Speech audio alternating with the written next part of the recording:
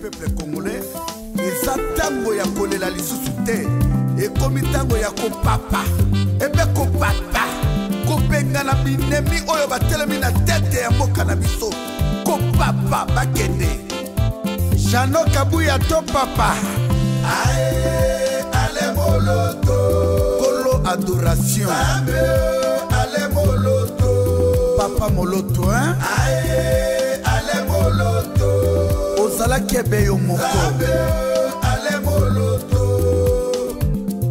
Lelo papa Moloto ya kufeli nini Papa Moloto ya kufeli mabele ya Kombo Papa Moloto ya kufeli mabele ya Kimbambwe Papa Moloto kufeli mabele ya Patrice Emery Lumumba Papa Moloto ya kufeli peuple congolais Biso ba Congolais tozali témoin ya liwa na yo Kolo adoration Apoisonné yo mbala nsambo na Congo Po otei vérité ya makambo nyonso ya Congo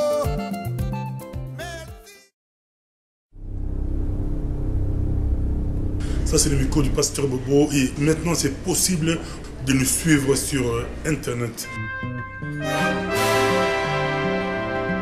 La demande de beaucoup de personnes à travers le monde qui nous ont écrit.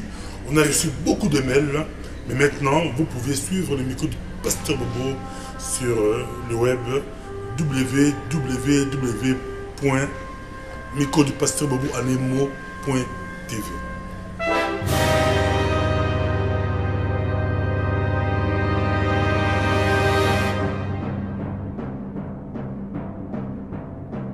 ezaki na kombo ya bandeko na biso ba chrétien oyo bakweyaki bapesa molimo na bango pona bosomi na biso nyonso bana Congo. Na kopesa parole na pasteur de Jésus pour à conclure avant to panzana nani na biso ya lelo na kombo ya ba chrétien nyonso ya bamboka na biso epai tozali. Merci. Ingeta! Ingeta! Ingeta! Yo, Lingi d'abord, avant de se ça, je peux merci à toutes les délégations. Je peux merci à la délégation de France, il y a Suède, il y a Danemark, il y a Suisse, il y a Hollande, il y a Allemagne, il y a Belgique, il y a partout pour Mukolo Lelo. Depuis que Lelo est là qui Mukolo Oyo, commémorer les morts chrétiens, les martyrs chrétiens, le 16 février 92. Bakoufa qui pour la Nini, pas pour l'église, mais ils étaient morts pour Namboka. Depuis que dans la mission africaine, ceux qui problèment contre Namboka, maladie, sécheresse, bitumba, Bakouma Sanganaka. Alors la mort de la Congo, conférence souveraine, et c'est ça qui biso. Alors, pendant la dictature, Bakangaki conférence, il y a une initiative, il y a un marché pour l'ouverture, il y a les solos. Effectivement, biso awa, dans 2 jours, il y a les solos, on te bengi conclave. Conclave, et c'est ça qui va combattre partout. Votre baki et qu'on va clôturer les lots dans méga manif, on te moni awa. Alors, ceux qui vont faire Singana Loba est un serviteur de Dieu parce que les martyrs congolais, Koufaki, Bazaki ba chrétien. On est de tous les combattants et on est de tous les chrétiens.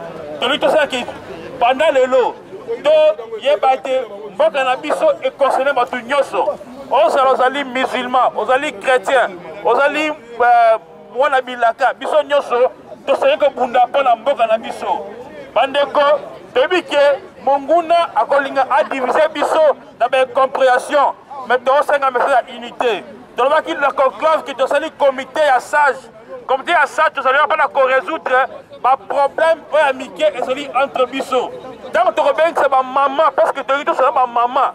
Quand tu reviens, c'est ma maman, dans l'équipe à sage, boya wana to résoudre un problème de kotambola toke na France na Belgique na Angleterre partout ici la province ali to résoudre bongo soki de l'organité to faut sa mesure il y a discipline vraiment au tout aki awa to pesi biso merci pour la présence na biso merci à toute délégation et merci à la Belgique à biso awa et puis merci à Nyoso oyo participer qui na conclave na biso et merci bien à MPC. Merci Ingeta. Lokole, Eyokani, Lokole. Merci beaucoup. Ok, tu es en Belgique, tu es qui pour la conclave na marche. Conclave l'équipe bien, tu aboutir dans la conclusion ils ont la comité de suivi, tu as l'année mois de mai, on va trouver une place soit en France, soit en Hollande.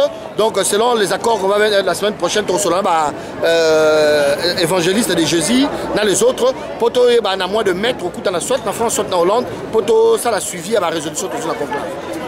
Boli, message à le 16 février. Le 16 février, tu as qui normalement pour te commémorer les chrétiens, qui na marche le 16 février 92 dans Congo, et ben pour toi il mémoire na bango et il y a que soit Aridi Hippolyte Kanambe, les chrétiens on a nyoso bakufaki, botale la biso likambo bino bato bokenda, boya ko soit Kanambe, boya ko soit Zoé, boya ko soit Jeannette. Ramo d'abord ils ont la signe à paix. Pas si ce qui est l'équipe peuple nyoso na mokili réclamera paix. Tango Yesu ya Nazareth asalaka atambolaka liboso babomae atambolaka baebenga ngo enga mandalala ezali signe ya paix. Et puis peuple congolais atambolaka le 16 février 1992 azala na mandalala ezali signe ya paix que baobi biso tozobunda pacifiquement pour la mboka na biso pour la démocratie. Ndenge moko lelo pe biso tozobunda pacifiquement pour la mboka na biso. Kasi bamona biso bazoba te parce que article 64 ils ont fait biso et pour ça ton compte ya koloba et puis résolution 15-14 ils ont fait ça biso et pour ça compte ya koloba to lingi liboke moko to boyi makambo ba division to boyi makambo ya mbilinga to respecter mémoire ba mort to respecter 10 millions de Congolais ba kufi to respecter mboka na biso na kopesa maloba na Thierry le commando po ko rabon ko sukisa ngana za to sukula ekolo to lingi osukula ekolo to lingi makambo division te to yeda comment pour na mbongo te to yeda comment pour na sentiment ba yeba biso to de kala babandi te to za ba fete te to boy batu batamla bon taba. Merci beaucoup. Bien, lelo binomo boyebi bandeko d'abord na opesa mbote na bandeko ba mokili mobimba ba combattant na ba résistant il y a ba résistant congolais ya mokili mobimba na opesa bino mbote bongo lelo le 16 février 2014 tozali ko commémorer liwa ya bandeko na biso ba chrétien o bakufaki le 16 février 1992 ou 1992 né baloba na France et puis toujours commémorer seulement pour les martyrs chrétiens wana te tosangisi pe na bandeko tu bakufaki bandeko ya Bundu dia Congo ba journaliste Franck Guike ba Poa Mwamba Serge Maeshe et puis Armand Tungulu Tchebeya Bazana na bandeko baso bakufaki na bandeko bakufaki le 30 décembre 2013 na bandeko ba martyr ya indépendance yango tozo commémorer yango bandeko la bakufaka le 16 février 1992 un dimanche yango to célébrer yango tozo organiser bango lelo ezali le 16 février 2014 message ezaka que donc toyé to banana na congrès to sisa congrès lobby ba résolution de la France lelo yo tozali awa na bourse donc on a cadre ya marche le congrès c'est la Belgique mais bah résout la France.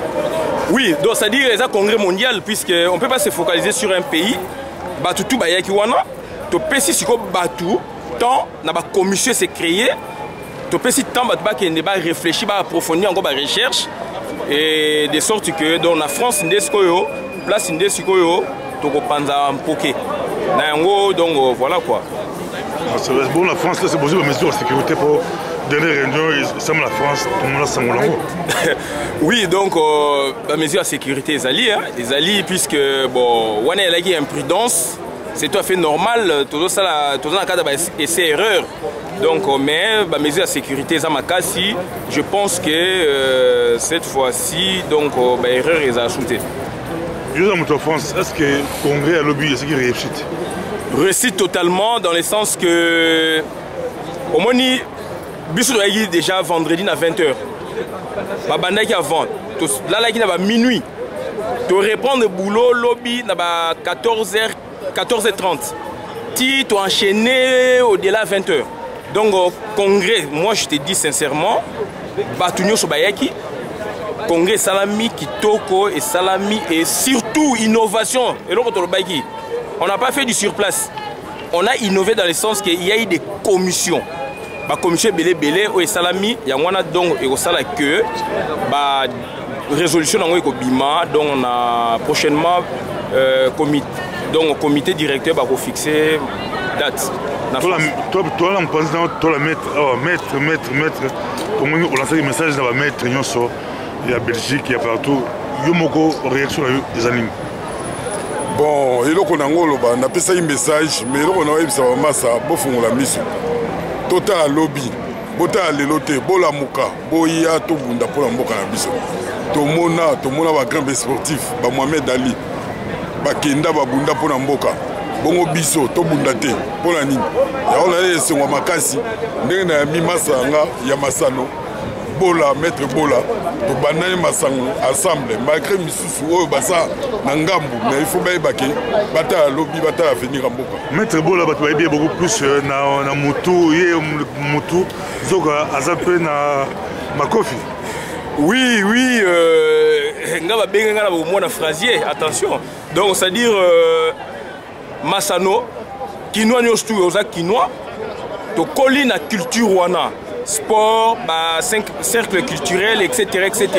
Donc, bandi biloko bomwana. Yango to lobaka ngo. Donc, boyebinga na aspect. Baby lumbe abiki. Obeta jibe pela lumbe abiki. Toza ba lumbe nyoso. Odi, toza ba lumbe nyoso mais lumbe sko abiki bimara mingi. Donc yango na sikoyo nde oyo batu bayebinga bakasi yango wana mais na cesse ba lumbe mususu ezali. Ah ça va. Merci beaucoup. Quel message européen ça diaspora belgique mo oui expression. Moi to la profondeur de mo oui. Dans la marche, il fallait être à Paris. Paris, c'est les deux marches. Marche c'est le 21, marche c'est le 1er. Tout le monde dit, tout côté Belgique, le 4, le 16. Ça fait l'année qu'il fallait ça. Bon, c'est-à-dire, tu as toujours pour nous unir. Tu solo lina, ndeko belé na otanga kombote. Bandeko musul pe au bazali pe na Belgique chouchou. Tolo senga il faut basangana. Donc ça c'est tout le bangosko na otanga komote. Toto so na ba tenant pe ya ba master au pe to sana bango. Il faut ko sangana puisque ils ont profité na mutu mote.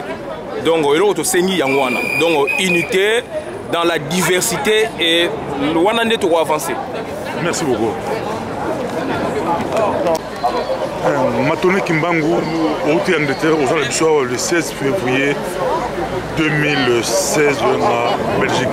C'est ça que le 16 février. Matone, tu sais pas, tu allais avoir pour les lots qui commémorer date où les combattants Télémaki pe na Congo Bundaka pour la liberté na bango ya on déclenché CNCS conférence nationale souveraine donc les lots et kokisi na ça 30 ans donc yangwana congolais 20 ans 22 ans comme ça donc yangwana ba congolais baza ko telema pour la date wana pour la kisala ba congolais mususu ke etumba et banda quelque part peut continuer donc to kanisa bandeko ba kuya kam kolwana ba mama mususu ba bukana ba mama mususu donc quel message au plus la diaspora au bimba ba kolanda yo dans les États-Unis, Canada, Japon partout ba kolanda aussi aux Belgique, au Angleterre on a Congo la biso mboka la biso Congo. Na yoki motuna no malamu miti. Avec quel message européen ça aux leaders, aux leaders d'opinion, aux mboka la biso aux la Belgique, oui pour la action européen ça espoir na diaspora.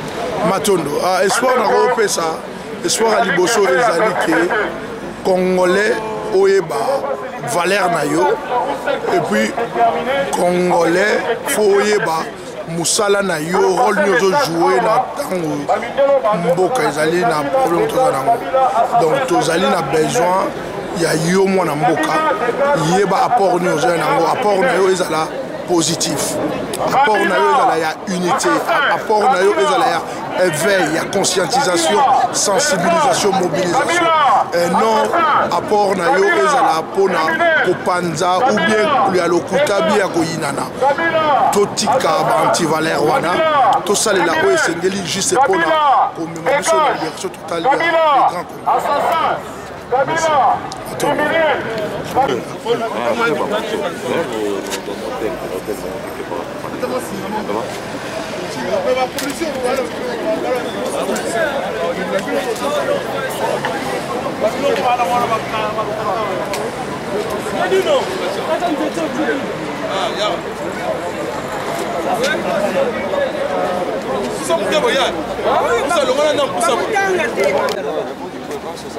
On va pas rester longtemps ici. La bourse. Ici, nous, on a parlé avec les policiers qui sont là-bas. Ils nous ont envoyés ici. Ils ont dit, parlez un peu avec vos frères là-bas. Oui, j'ai essayé, mais c'est changé. Oui, j'ai essayé, mais c'est pas ça. C'est une amitié à ça va manifestation. Après, ils sont place. Mais on est McDonald's. C'est pas le McDonald's, on va déranger les gens qui mangent le McDo. Bonjour, mon nom est Papy Rock, je viens de la Suède. Oui, on est ici, on est venu pour la marche qui devrait normalement se dérouler ici. Donc, la marche des chrétiens, les chrétiens congolais qui ont été massacrés en 92. En 92, les chrétiens congolais ont été massacrés parce qu'ils déclaraient que la conférence nationale puisse continuer son bon chemin et donc jusqu'à la fin. Mais malheureusement que Mobutu ne voulait pas cela et puis bon, on a tiré sur les chrétiens qui n'avaient pas de armes sur eux. C'est ça donc, c'est pourquoi nous sommes là. Nous sommes donc là, c'est la délégation de la Suède quoi. Bous. Ah ouais, c'est ça. Ah, mais comme il m'a voulu, Non, c'est bon. et comme m'a voulu,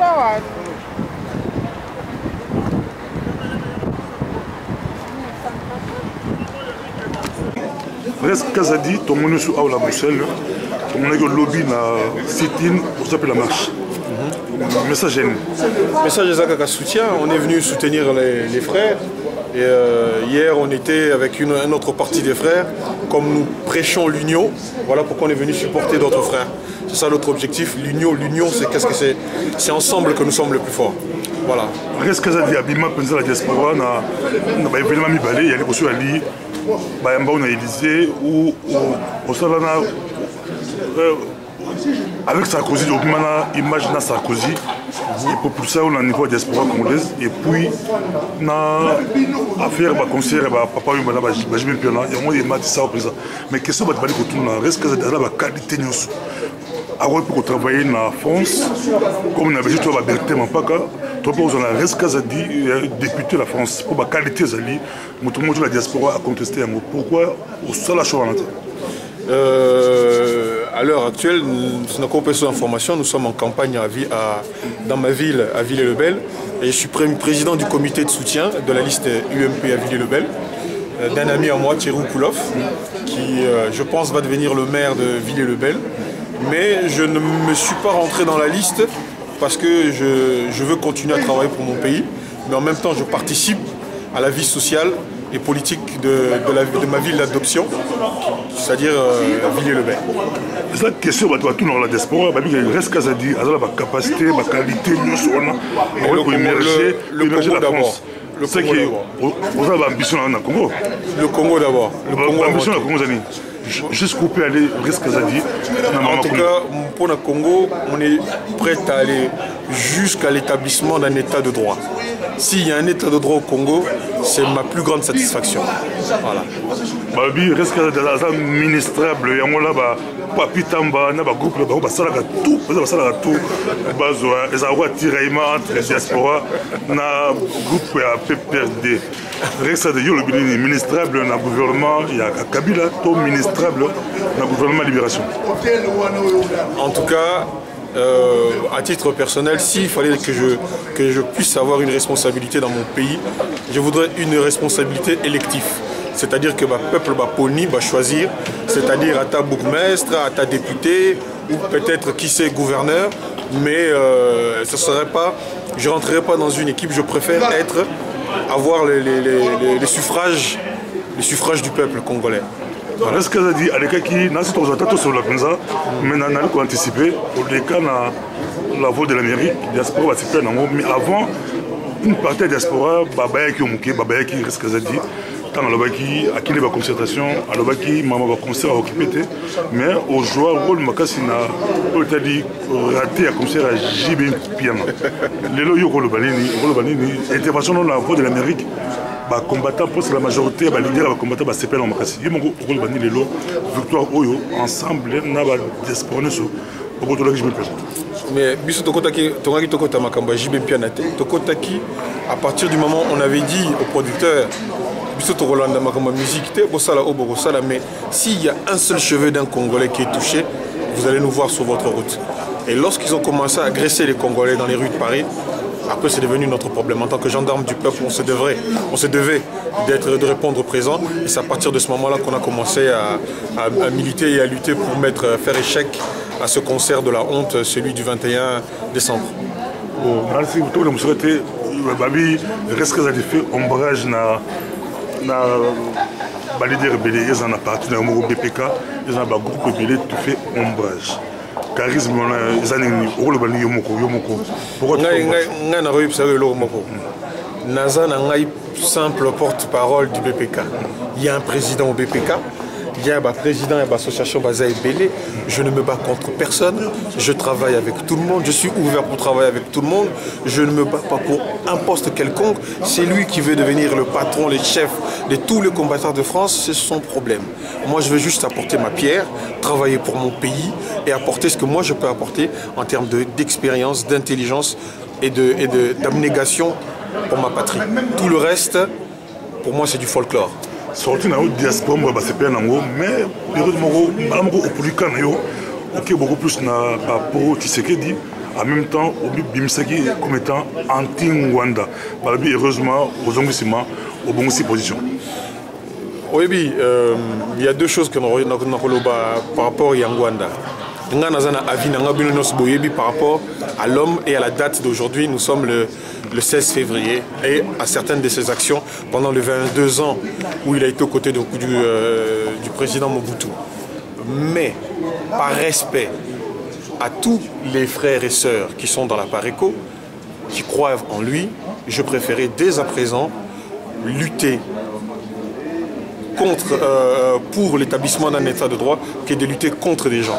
Et puis par respect aux frères et sœurs qui soutiennent Rwanda, pour nous, le BPK, nous avons décidé que ne serait-ce que pour eux et pour le travail que eux fournissent sur le terrain, de ne pas toucher à leur leader, à condition qu'eux aussi ne touchent pas aux nôtres. Donc que chacun fasse ce qu'il a à faire dans son coin et que chacun respecte le combat de chacun. Voilà. Oui, mais là, c'est une question. Pourquoi aux autres positions, au-delà, aux autres aimés, ils en ont battu à Pareco, ils en ont battu à... Non, j'ai été d'abord attaqué par les gens de la Pareco. Je leur faisais ombrage, comme toi tu dis. Ils ont été le premier à m'attaquer via leur radio Bendélé, jusqu'à insulter mon père, à insulter ma mère, à insulter ma famille. Ils ont été dans la bassesse. Ils ont insulté ma mère, ma famille, mon père. Ce sont des choses que je ne peux pas tolérer. C'est comme ça que les choses ont commencé. Voilà. Ça va nazi pour tout changer et pour la marche à l'eau tout aux ans la Bruxelles pour la escalade de la Bruxelles pour le bani marche à l'eau pour marche à bandeko marche à famille pour s'amener à bandeko tout là vraiment content c'est mon iba pas Pareco baza batu il y a RCK batu BPK batu non c'est pas congolais ba kaka pour consolider l'union sacrée autour d'une démarche à la libération de notre pays. Le président, il y a BP par exemple, dans notre question, on a toutes nos questions, la question de diaspora,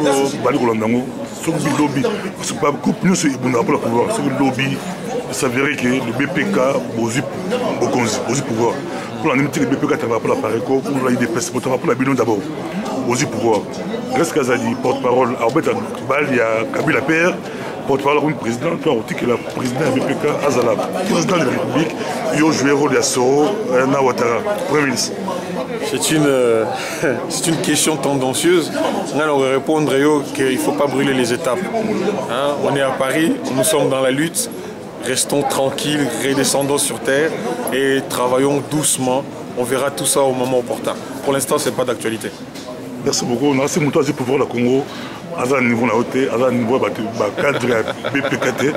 Donc, trop limité, l'ambition de la gouverneure, il y a la ville ou la ministre. L'ambition peut être que nous sommes tournés au cas où il s'avérait que beaucoup de gens ont pu faire et qu'on a un peu de BPK.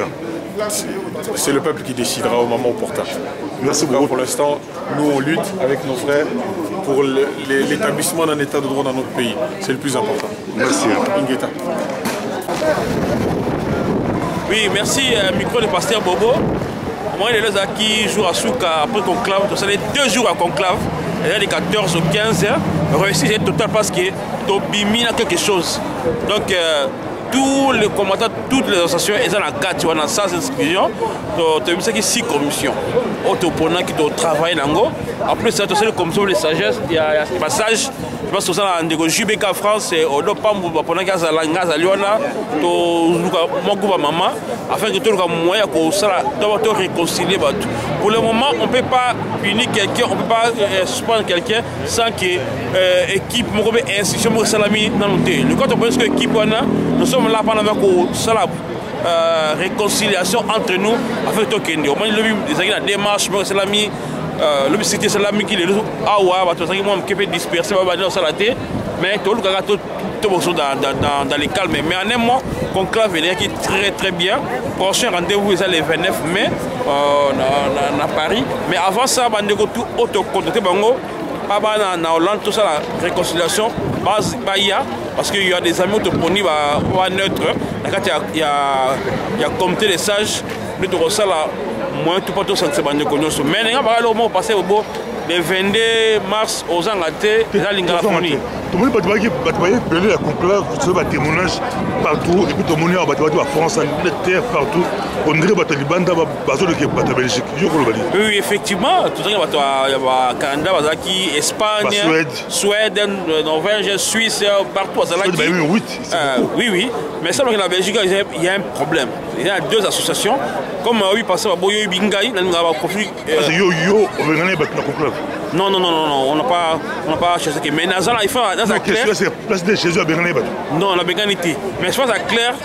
On qui fait de bon à mon autre parce que pendant tout le temps, on combattait, mais tout va comprendre. La question, est-ce que le président de Jésus a Bégané va tout comprendre? La Bégané, la pacification, tout sangana, ça, comme la communauté des sages.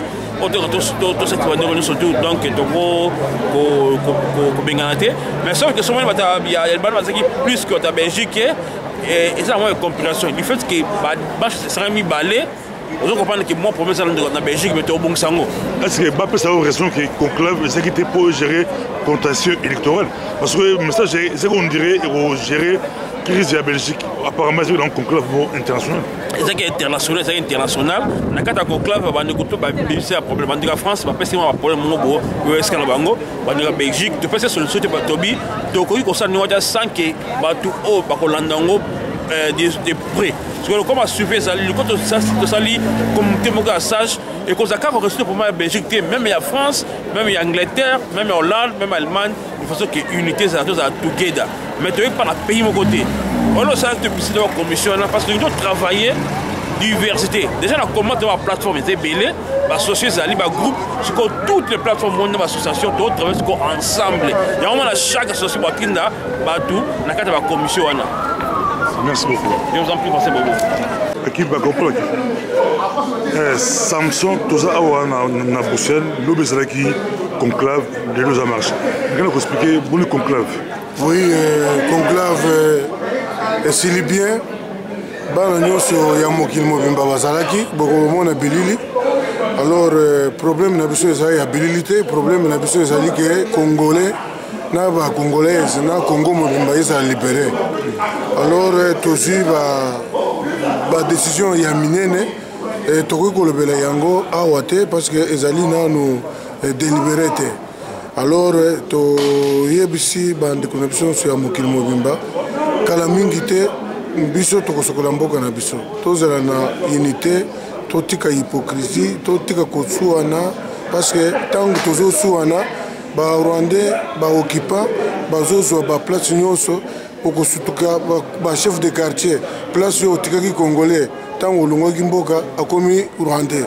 Alors il faut to réfléchir mpona likambo yango. La caméra, il y a diaspora que conclave veut dire réussite. Oui, na yebisi bana nyonso ya mokili mobimba ke conclave ezalaki réussite à 100%. Tokoki kozala nango fier parce que c'est la toute première fois ba résistant ya mokili mobimba basangani balobani polele na ndenga ya bwanya na ndenga ya amour quoi. Le tomoni awa le 16 na Bruxelles un dimanche marche. Mais vous expliquer marche pourquoi et vous en donnez lelo marche lelo. Marche za lelo ezali pona bandeko na biso oyo bakufaki na tango ya régime ya Mobutu président ya Congo oyo akufa depuis il y a maintenant 16 ans passés.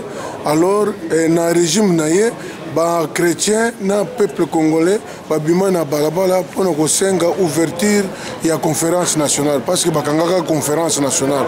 Alors régime wana ya Mobutu na ba serviteur ya Mobutu babomisaki bato ebele.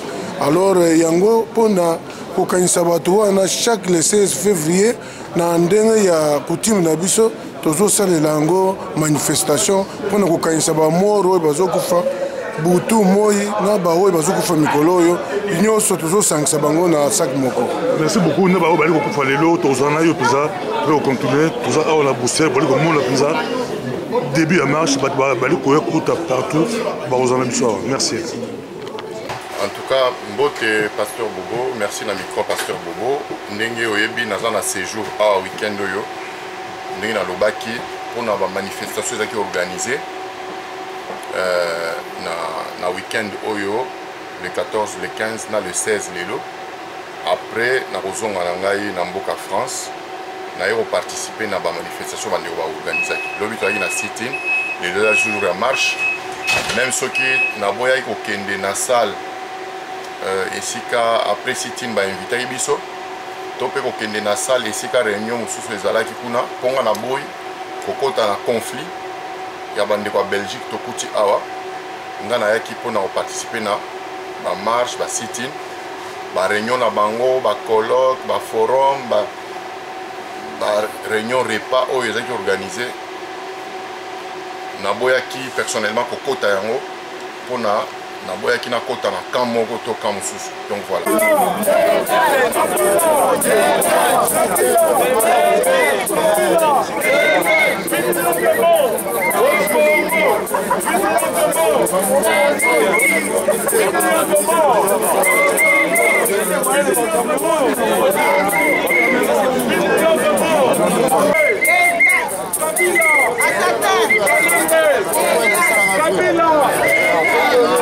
atikeli peuple congolais eza ntango ya kolela lisusu te ekomi ntango ya kopapa ebe kopapa kopengana binemi oyo batelemi na tete ya mboka na biso kopapa bakende Jano Kabuya to papa ae ale moloto kolo adoration ale moloto papa moloto hein ae ale moloto ozala kebe yo moko ale moloto lelo papa moloto akufeli nini papa moloto akufeli mabele ya Kombo papa moloto akufeli mabele ya Kimbambwe Papa Moloto kufeli mabele ya Patrice Emery Lumumba ye. Papa Moloto yo kufeli peuple congolais. Biso ba congolais tozali témoin ya liwa na yo. Kolo kolo adoration ye. Apoisonné yo mbala nsambo na Congo. Po otei vérité ya makambo nyonso ya Congo.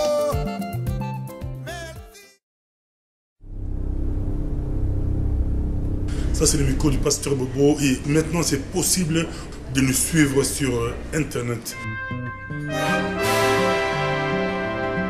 La demande de beaucoup de personnes à travers le monde qui nous ont écrit. On a reçu beaucoup de mails. Mais maintenant, vous pouvez suivre le micro du pasteur Bobo sur le web www.microdupasteur.bobo.tv.